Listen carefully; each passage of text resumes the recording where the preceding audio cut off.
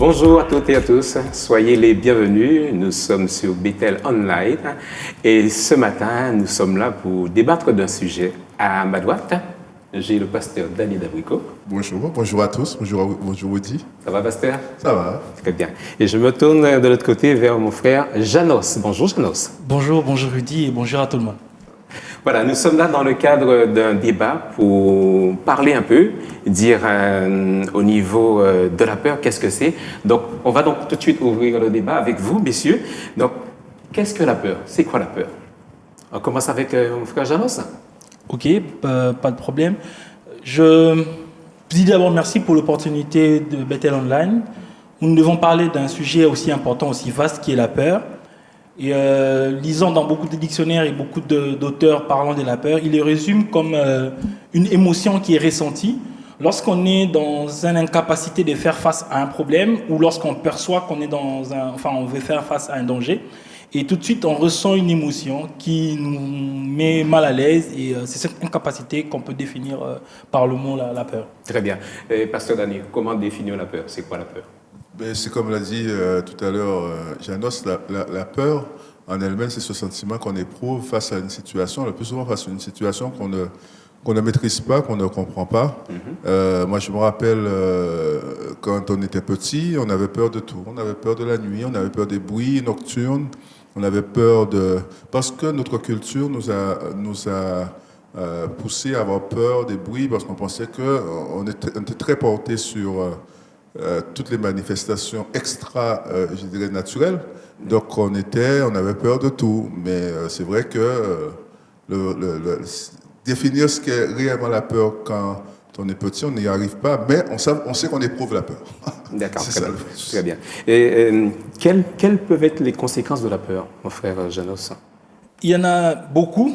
Je pourrais peut-être rajouter deux choses avant de répondre à la question sur les conséquences, en disant aussi que la peur peut être aussi définie par le fait d'être conscient de notre incapacité. Et ce sont des moments pareils où l'homme se rend vraiment que je ne peux pas et que je n'ai même pas le moyen de faire face à la situation. Et donc du coup, ça a beaucoup de conséquences. Je ne veux pas vraiment faire l'énumérer ici. Déjà, la peur, quand c'est beaucoup, ça peut t'amener à l'inaction. Ça t'amène à rien faire, ça te pousse à être tétanisé, à ne pas apporter déjà secours ou à amener à faire une action pour s'en sortir de la situation, déjà. Mais j'aimerais aussi donner une information aussi importante comme un scientifique, que la peur a été prouvé actuellement que ça peut aussi baisser notre immunité par le stress. D'autant plus que lorsqu'on est stressé, il y a des hormones qui sont libérées dans le corps, telles que l'adrénaline et le consort. Et il est prouvé que ça peut aussi influencer à réduire au maximum notre défense. D'accord, très bien. Concernant la peur, au jour d'aujourd'hui, nous avons tous peur. Pasteur Dani, pourquoi? Nous avons tous peur, oui, dans un sens général, oui. On a tous peur parce qu'on a peur de ce qu'on maîtrise, c'est ce que disait notre frère Janos tout à l'heure, de ce qu'on ne maîtrise pas, de ce qu'on ne sait pas de quoi demain sera fait par rapport à une situation donnée. Et nous vivons cette situation depuis quelques semaines, voire quelques mois maintenant, partout dans le monde. Et la chose, c'est que notre peur est alimentée toute la journée. À longueur de journée, on a des informations et des nouvelles qui nous arrivent, qui nous poussent à dire qu'on ne maîtrise plus rien. Donc, on a encore plus peur. Et c'est vrai que par rapport à la situation, on parle de cette pandémie qui nous menace, qui menace le monde entier. Même les scientifiques ont leurs prévisions qui sont parfois même démenties, ou même ça va au-delà des prévisions des scientifiques d'aujourd'hui, parce que eux aussi essayent de comprendre, eux aussi essayent de trouver des parades pour pouvoir apporter des solutions, en tout cas, à ce qui nous menace, à cette pandémie. Et c'est pour ça que le monde entier, je pense, a peur. D'accord. Donc, je me tourne vers Janos. Quelles sont les conséquences de la peur? Et donc, j'étais en train d'essayer d'énumérer ces conséquences. Donc, on a parlé de l'inanition, c'est-à-dire la personne n'arrivant plus à faire quoi que ce soit parce qu'il est tétanisé. Nous avons parlé même de conséquences physiques et corporelles sur la santé où on voit l'immunité va baisser. Nous avons aussi un processus de vieillissement qui s'accélère dans ces contextes de stress. mais aussi les conséquences de la peur. Cela nous amène à juger à tort et à juger à tort la situation. C'est-à-dire, on n'aura pas notre conscience, notre raisonnement ne pourra pas tenir longtemps pour évaluer réellement la situation que nous traversons parce que floué par la peur et pris par la panique. D'accord. Et donc, voilà des conséquences qu'on pourrait déjà jusque-là citer dans ce contexte de la peur. D'accord. Je reste toujours vers vous, Janos. Et peut-on les éviter? A-t-on les moyens? Quels sont les moyens? A-t-on pouvoir éviter cette peur? Je dirais oui, nous avons vraiment le moyen. Et ici, je vais prendre un exemple, et puis dès là, on verra le moyen. Dans le livre de Josué, chapitre 6, le verset 11 jusqu'au verset 12, c'est l'histoire d'un vaillant héros. Mais cette histoire ne commence pas par le fait que cet homme était vaillant héros. On le présente comme un charlatan, un poltron, qui était en train de préparer une farine en se cachant. La Bible dit, c'est l'histoire de Gédéon. L'ange apparaît à Gédéon et il lui annonce que c'était un vaillant héros, alors que quand on regarde la réponse de Gédéon, on comprend tout de suite qu'il ne se voyait pas être un héros. Et donc, il avait un comportement de crainte, un comportement qui l'amenait à être terrifié, alors qu'en lui, il y avait des potentiels qu'il ignorait. Donc, pour répondre à la question, je vais dire, la première des choses, il faut déjà connaître qui sommes-nous en Jésus-Christ. Connaître notre identité en Jésus-Christ nous permet déjà un premier élément pour répondre à cette question, comment éviter la peur. Très bien. Je me tourne vers le pasteur, qui est pasteur de l'église, Bethel à FPC Guadeloupe. Donc, quel mot, quelle parole peut être donnée à quelqu'un qui nous regarde là, maintenant, aujourd'hui, concernant cette peur, pasteur? La peur, en fait, ça dépend comment on situe cette peur. Et ça dépend de le sens qu'on donnera aussi à la peur. On l'a défini, nous, par rapport à un contexte donné.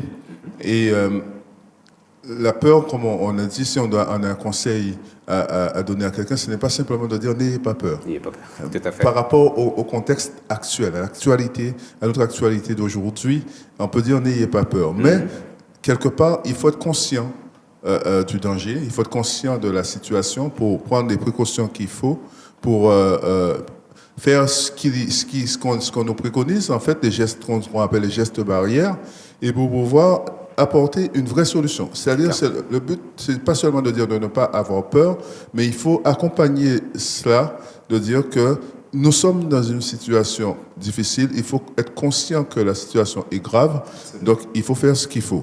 À partir de là, je veux dire que qu'on ait peur ou qu'on n'ait pas peur, quelque part, ça ne change pas grand-chose dans notre vie de tous les jours. On va se barricader, on va s'enfermer, on va faire des choses, mais est-ce que c'est cela qu'on nous demande? Pas forcément. Je veux dire, confinement, ça ne veut pas dire avoir peur et se recroqueviller sur soi-même. Mais on doit respecter ces gestes, on doit le faire, on doit être conscient, mais on doit avoir les bonnes réactions au bon moment. Donc, il ne suffit pas de dire « n'ayez pas peur ». Après, qu'est-ce qu'on dit après ça? Et je pense que l'exemple de Gédéon, c'est un excellent exemple. On ne pourra pas le développer là, mais dans le contexte biblique, quand Jésus, lui, à plusieurs reprises dit « n'ayez pas peur », ça a un sens. Très bien. Donc, je vais retourner vers notre frère Janos, qui est également médecin. Quelles sont les astuces qui peuvent être données à quelqu'un aujourd'hui qui a peur? Sur le plan médical, par exemple. D'accord. Sur le plan médical, je crois que tout le monde a peur, nous le voyons. Mais il y a ce qu'on appelle en médecine ou en psychanalyse, ce qu'on appelle le E-stress, c'est-à-dire le bon stress ou la bonne peur, si on peut dire ça comme ça, qui nous pousse par contre à prendre des actions, à adopter des mesures qui nous permet de sortir dans une situation, tel que le pasteur l'a dit. Et donc, pour l'instant, on est en train d'insister sur les mesures barrières et j'aimerais vraiment qu'on puisse transformer cette énergie de peur à une énergie qui nous amène à faire les actions. En lieu et place d'avoir peur, j'aimerais nous inviter à ne pas oublier, par exemple, de se laver les mains. En lieu et place d'avoir peur, cette énergie que nous avons d'avoir peur, nous pouvons le transformer pour rester à la maison, pour avoir la force et le courage de rester à la maison, parce qu'il y a aussi de ceux qui n'arrivent pas à rester sur place dans un certain endroit. Cette énergie que nous avons pour avoir peur, je nous invite à le transformer pour conseiller nos frères et sœurs de rester à la maison, de se laver les mains correctement avec les solutions hydroalcooliques, lorsque vous avez, comme on appelle, vous ressentez le premier signe ou vous avez le premier symptôme, d'avoir le courage d'appeler le 15 pour qu'on vous donne le principe à suivre, ainsi que ce qui concerne le confinement ou si vous présentez vraiment les signes dramatiques et de se rendre à l'hôpital. Donc nous pouvons bien transformer cette peur à des actions énergiques importantes pour nous protéger. Très bien. Je me tourne vers vos pasteurs, Danny Dabricot. Le meilleur médicament, n'est-ce pas la parole? Vous qui prêchez régulièrement, tous les jours, aux fidèles, la parole. La parole de Dieu va au-delà de toute peur qu'on pourrait avoir par rapport aux événements que l'on va vivre ici-bas. C'est-à-dire que cette parole va au-delà de ce que nous vivons. Notre espérance n'est pas basée par rapport aux circonstances, aux événements que nous allons affronter dans ce monde, mais cela nous propulse vers quelque chose de plus grand. Et c'est pour ça que, quel que soit ce qui pourrait survenir, nous sommes des êtres humains, et heureusement d'ailleurs que nous sommes des êtres humains et que nous éprouvons les sentiments qu'éprouvent tous les êtres humains, c'est-à-dire que face à une situation qui nous dépasse, parfois nous pouvons être dans la peur et dans la crainte, mais une fois les premières émotions passées, il faut qu'on regarde au-delà de cela. Et au-delà, c'est par rapport à l'enseignement biblique. Notre enseignement, ce que nous sommes. Et il a dit tout à l'heure, Janos, après, il faut savoir notre identité première en Christ et ce que cela nous apporte par rapport à notre vie de tous les jours. Nous pouvons surmonter toutes ces peurs et pouvoir avoir une réaction appropriée, non seulement pour nous, mais pour tous ceux qui sont autour de nous. Est-ce que dans ce moment de peur, pasteur, ce n'est pas une occasion de pouvoir se rapprocher de Dieu? C'est une très bonne occasion de se rapprocher encore davantage de Dieu pour ceux qui le connaissent déjà. Et pour ceux qui ne connaissent pas encore ce Dieu-là, de dire que j'aimerais bien connaître ce Dieu qui donne la paix, même dans des circonstances aussi catastrophiques, aussi difficiles, aussi déstabilisantes que nous vivons aujourd'hui. J'aimerais bien connaître ce Dieu qui est capable de donner une paix qui dépasse ce que je peux concevoir par mon esprit, parce que la Bible dit que je vous donne une paix qui surpasse toute intelligence, qui est capable de surpasser tout ce que je peux concevoir, moi, au plus profond de moi. Et j'invite tous ceux qui veulent faire cette expérience-là à venir à ce Dieu-là. Il s'appelle Jésus, tout simplement. Amen. Il s'appelle Jésus. Parfait.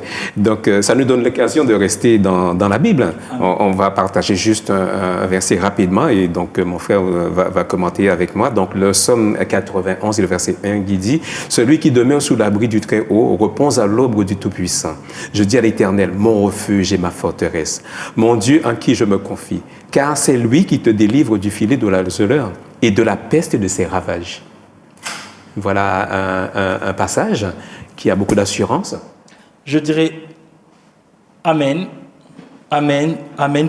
Vraiment, c'est la parole de Dieu et ce n'est pas une parole en l'air, c'est une parole qui est d'actualité et que nous devons vivre du jour au lendemain. Et dans le contexte où nous sommes en train de traverser, l'enseignement biblique est clair, il nous le montre que le Seigneur nous garde, le Seigneur est notre protection et le Seigneur est notre bouclier. Comme disait le pasteur, je vais encore essayer d'insister.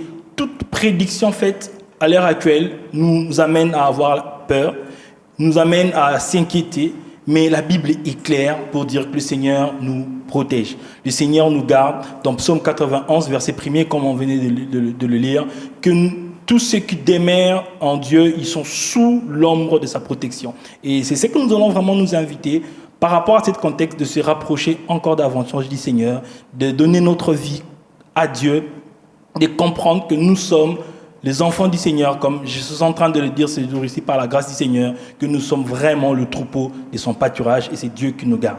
Amen. Donc, je vais retourner vers le pasteur Dali concernant donc ce ravage, ce qui fait un ravage dans ce monde entier aujourd'hui. Il y a la peur. Quels sont les conseils bibliques, pasteur, que vous pouvez donner à ceux qui nous regardent aujourd'hui? Mais la Bible, elle est claire par rapport à tout ce qui pourrait arriver dans notre vie d'aujourd'hui, parce que nous ne sommes pas basés par rapport... Notre réaction ne doit pas être basée par rapport à ce que nous vivons, mais c'est par rapport à ce que dit la parole de Dieu. La Bible dit que Jésus-Christ a tout vaincu à la croix. Il a tout vaincu. qu'est-ce qui peut nous arriver de plus grave que la mort, que mourir?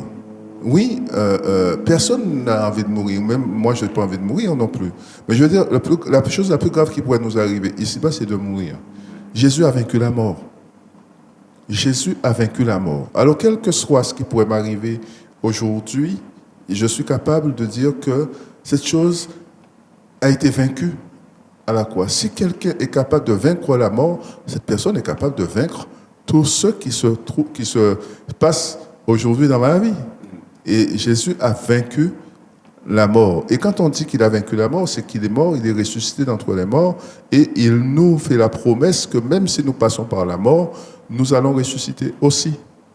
Donc, la peur qui peut m'animer par rapport, comme beaucoup, moi, j'ai pas forcément envie d'être malade. J'ai pas envie forcément de souffrir. J'ai pas envie de passer par des moments comme ça. Je sais que, de toute façon, notre vie, elle est parsemée parfois de moments difficiles, parfois de moments de grande joie, mais de moments difficiles. Mais nous nous en sortirons toujours. La Bible, la parole de Dieu fait autorité dans ma vie, dans notre vie, et devrait faire autorité dans la vie de tout homme. C'est cette parole de Dieu qui doit nous tenir debout. Merci, pasteur, pour ces précieux conseils. Pour terminer, donc, je vais me tourner vers le frère Janos, qui est également médecin. Donc, on va encore rééditer les conseils à prendre, à donner, donc, concernant ce moment difficile. Alors, quels sont les conseils à rééditer, à dire à ces gens qui nous regardent? Vraiment, j'aimerais encore répéter et insister sur le principe et le conseil de l'ARS, mais aussi un élément important, c'est la protection individuelle. Autant la Bible dit que le salut est individuel, autant les mesures de protection vraiment devaient d'abord être individuelles. En se protégeant soi-même, nous nous protégeons, mais nous protégeons aussi notre environnement. Et donc, à part ces mesures, nous insistons personnellement sur une bonne alimentation qui permet de bien renforcer notre anticorps, qui va vraiment nous servir des barrières personnelles face à ces fléaux. Donc, manger un repas sain, bien, qui nous permet de bien stimuler et de bien garder notre système immunitaire. Et accompagner à cela de différentes mesures, des barrières, à savoir porter les masques lorsque tu présentes le signe où tu éternues pour éviter de contaminer ton environnement avec des gouttelettes de fluge. C'est dans ces gouttelettes de fluge, donc c'est des gouttelettes émises lorsqu'on éternue, que le virus s'héberge et donc se dissémine. Laver correctement les mains au moins 20 secondes avec la solution hydroalcoolée ou du savon. Et à chaque fois qu'il faudrait impérativement se déplacer, veiller vraiment à respecter les consignes du gouvernement pour éviter pour ralentir au maximum la propagation de ces virus. Voilà, merci pour ces précieux conseils. Donc, on se retrouvera probablement la semaine prochaine pour une nouvelle émission. Merci à vous, pasteur Dani. Merci à Janos. Et à très bientôt.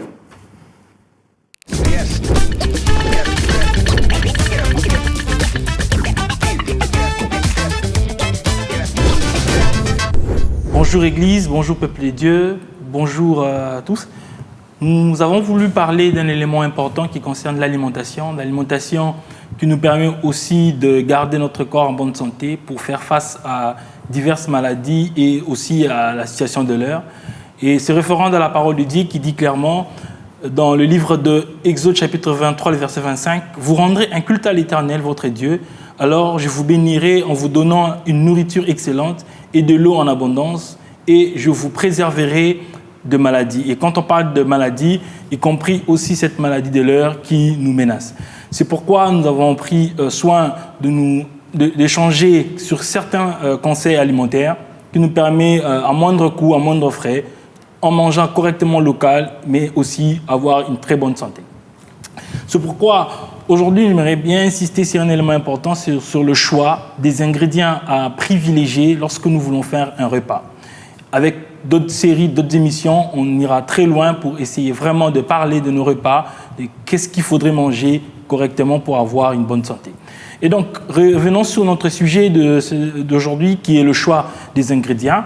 Il y a des ingrédients que nous devons éviter. Éviter pourquoi? Parce que une fois mangé, ça porte d'énormes conséquences sur notre digestion ainsi que sur notre état sanitaire, ainsi perturbant énormément notre système immunitaire.